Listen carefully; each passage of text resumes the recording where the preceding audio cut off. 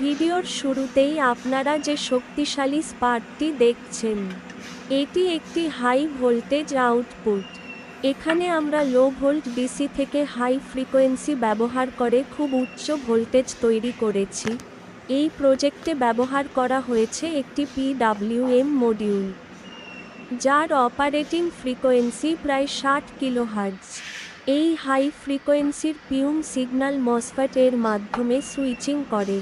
MOSFET high স্পিডে on of হয়ে ট্রান্সফরমারের প্রাইমারিতে হাই ফ্রিকোয়েন্সি কারেন্ট সরবরাহ করে। এর ফলে ট্রান্সফরমারের সেকেন্ডারিতে তৈরি হয় হাই ভোল্টেজ এসি। এই হাই ভোল্টেজ এসিকে আরও স্থির ও শক্তিশালী করার জন্য এখানে ব্যবহার করা হয়েছে একটি পিএফ ক্যাপাসিটর চেইন। এই ক্যাপাসিটর চেইন ভোল্টেজ মাল্টিপ্লাই এবং ফিল্টার করতে সাহায্য করে। এরপর এই হাই ভোল্টেজ প্রয়োগ করা হয়েছে এক্স-রে টিউবে।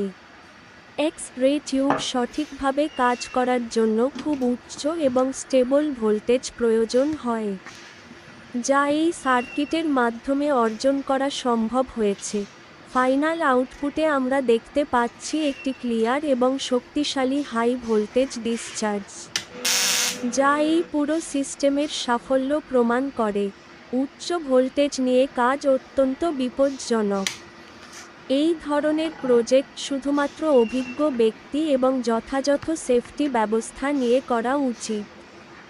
ভিডিওটি শিক্ষামূলক উদ্দেশ্যে তৈরি। সকল প্রকার এক্স-রে মেশিন সার্ভিসিং করার জন্য যোগাযোগ করুন।